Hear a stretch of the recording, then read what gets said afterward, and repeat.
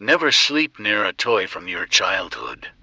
Once upon a time, there was a young girl who had a terrifying experience with a toy from her childhood. At the age of 15, she moved in with her mother in a neighborhood in the capital city. Everything seemed fine until she went to university and had to return to her hometown for a project. Her father was thrilled to hear the news and prepared her room to make her feel at home again. On the way back from the bus station, they had a conversation that made her realize how distant they had become. When she finally entered her room, she found a doll on her bed. It had a porcelain face and a rag body with long limbs. It was so ugly that she screamed. Her father explained that he had found it in her closet and thought it would be a nice gesture to put it on her bed. She decided to put the doll in the closet and ignore it for the time being. That night, she heard strange noises coming from the closet as if something was trying to get out. She preferred to stay in bed and ignore it, not wanting to confront the possibility of something being there. The next morning, her father was concerned about her late wake-up time. She assured him that she was just tired from the journey. When she opened the closet door, the doll was still there. She jokingly told it not to move around at night, but for some reason, she said it out loud as if it could hear her. Throughout the day, she tried to focus on her work, but the sound of something moving in the closet kept interrupting her thoughts. In the evening, her father took her to work and her uncle came to the house to fix some things. When she returned home, she felt a sense of unease. She turned on all the lights on the first floor but didn't dare to go upstairs. As she passed by the stairs, she felt something staring at her from above. She couldn't see anything in the darkness, but she could sense its presence. Thankfully, her father arrived home and they had dinner together. She didn't mention her fear of the house to him and locked herself in her room to prepare for a work presentation. Throughout the night, she heard a noise coming from the closet, as if something was trying to escape. She mustered the courage to tell it to stop moving at night, but there was no response. The next morning, she called her father, but he didn't answer. She called her uncle, who picked her up and took her to work. After a few hours, she called her father again, but he told her he was already outside. Confused, she realized that he had never left the house. When she arrived home, she found her father holding the doll. He explained that he had taken it out of her room and had been talking to it, pretending it was her. He thought it would make him feel closer to her. She couldn't bring herself to laugh at him. Instead, she told him that the doll was not hers and that she had never seen it before. Her father looked at the doll, put it in the bathroom, and closed the door. He apologized for bringing it into her room and said he would remove it. She asked him where he had found it, but he didn't know. He had just assumed it was hers. She decided to put the incident behind her and focus on her work. However, that night she couldn't sleep. She heard footsteps in the house and felt a presence. She called her uncle, who answered on the first ring. She explained what was happening, and he immediately came over. When he arrived, they found the front door wide open. They quickly closed it and went inside. Her uncle suggested that she shouldn't be alone in the house and offered to stay with her. She agreed, feeling relieved to have someone with her. Days passed, and strange things continued to happen. The doll would change positions, appearing in different parts of the house.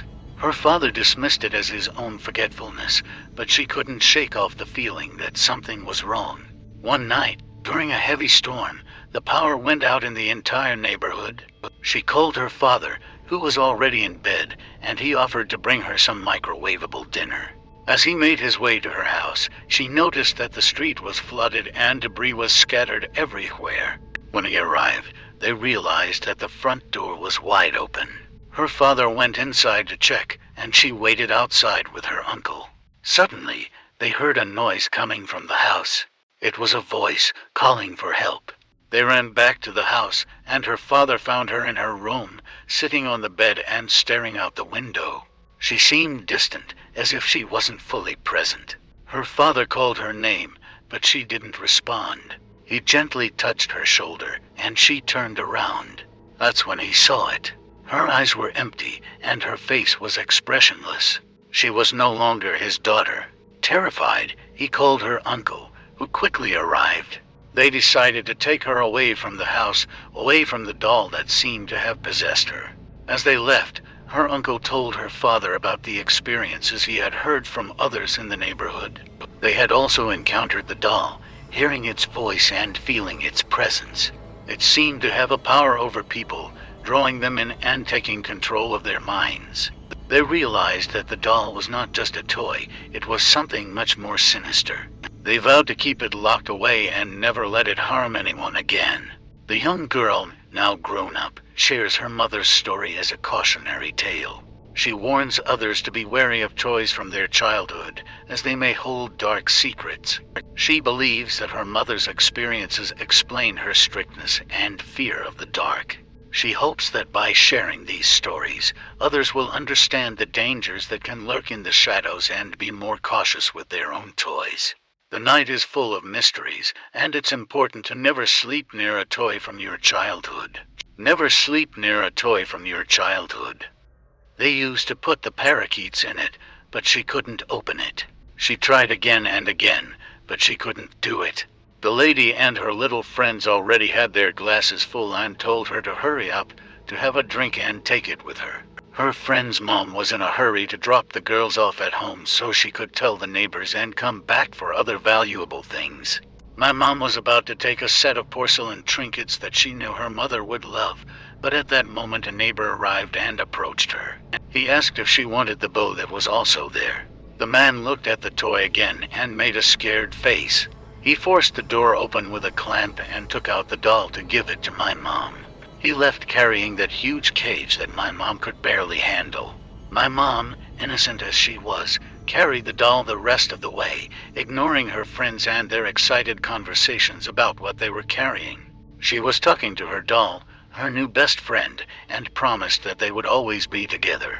When she arrived home, they asked her where she had gotten that horrible toy, and when she told them, her mom and aunt rushed to see if there was anything else to take. My mom left the doll on her bed and changed into more comfortable clothes. As she sat on the bed, taking advantage of the laces on her shoes, she suddenly felt a little hand on her back. When she turned around, the doll was motionless, looking a little different than when she had taken it. It stared at her intently. My mom was just a little girl and didn't realize what had just happened, that she hadn't left it in that position, that there was no logical explanation for feeling that little hand on her back. She just hugged it and was happy to have a friend, a best friend just for her. The first time that everyone in the house paid attention to the doll was when her dad, my grandfather, came home from work. He worked in a taqueria downtown, one of those that mainly catered to drunk people and could stay open until 4 a.m. On a bad day, they could stay open until dawn, and on a good day, when they had many customers, they could stay open until sunrise. On that early morning, he was returning at 5, but the night was still intense. My grandma and her sister also sold food, but they made it in the morning to give breakfast to the factory workers who started at 6 a.m. So they left around 4:30 a.m. to have time to set up their stand. My grandpa arrived when it was still dark outside, and the first thing he always saw was the tree in front of the house, the one my mom used to climb. That morning, he noticed something strange. He saw a figure in the tree, and it seemed to be my mom, his little daughter, perched on the largest branch, looking at the sky with her arms extended. Although it was just a silhouette, he recognized the tree and had no doubt about what he was seeing. When he turned the car to shine the lights on her, he saw the silhouette climb down the trunk like a spider and disappear into the darkness of the night. He scolded her, ready to ask her why she was out at that hour climbing trees.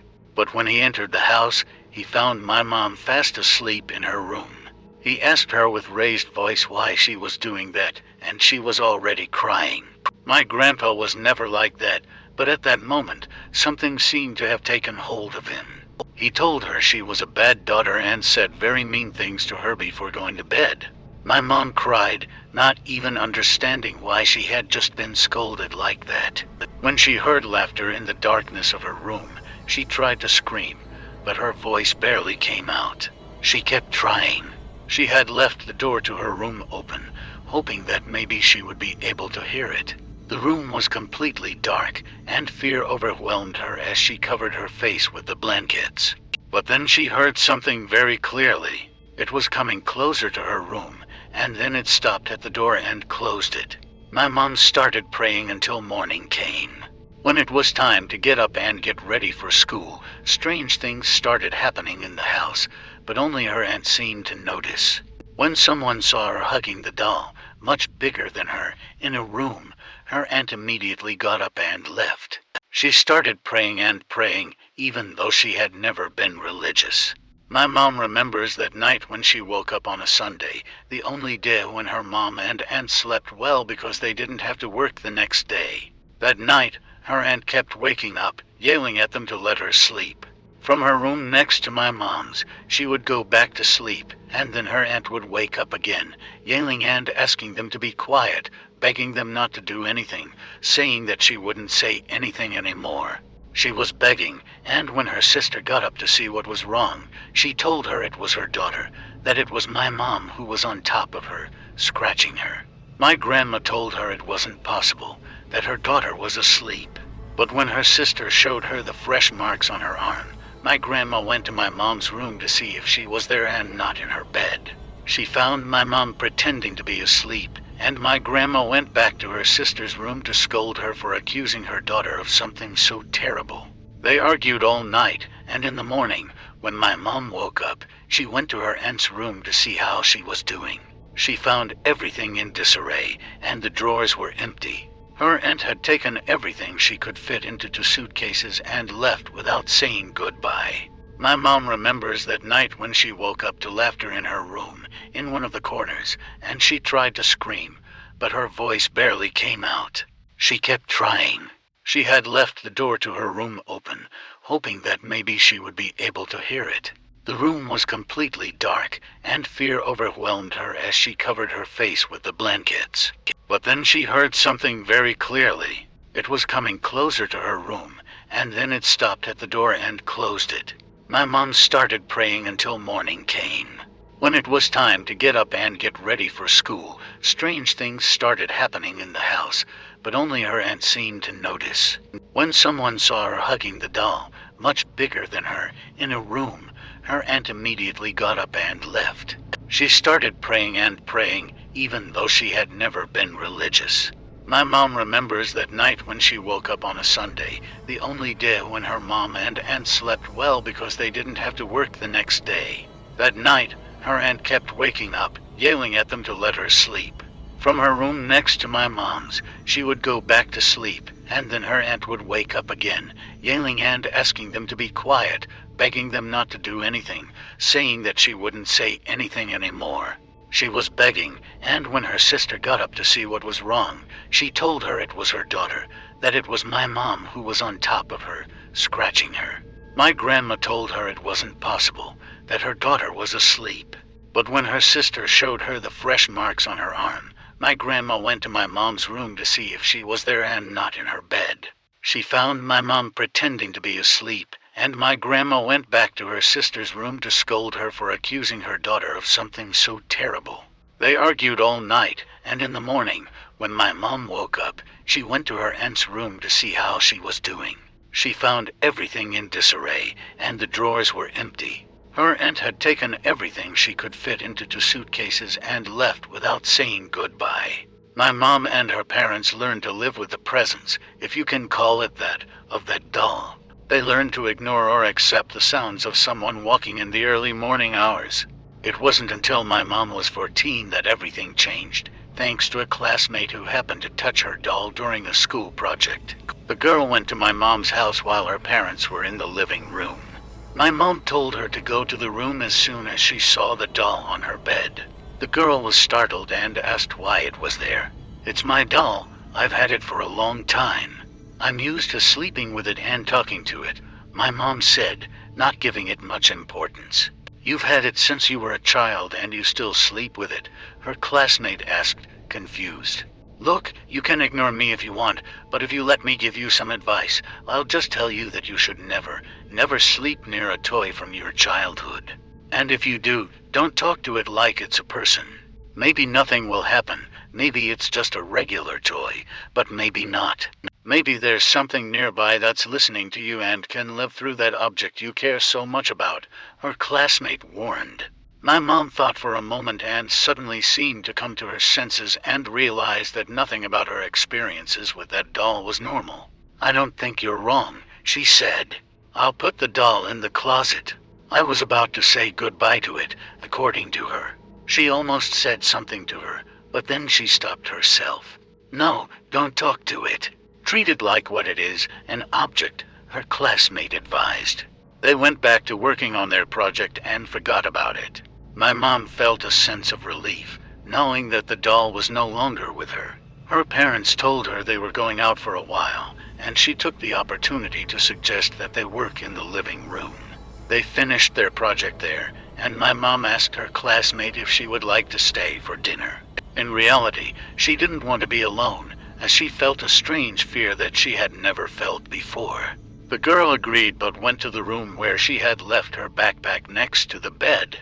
She entered without turning on the light, as the light from the hallway allowed her to see her backpack. My mom heard her scream and run out, holding her hand. "Something bit me, something bit me," she kept repeating. My mom checked her hand, and it clearly had bite marks, real bite marks. When they asked her what had happened, she said that something under the bed had bitten her. My mom examined the room, but there was nothing there. When she found the doll, it was sitting in the chair in front of the mirror.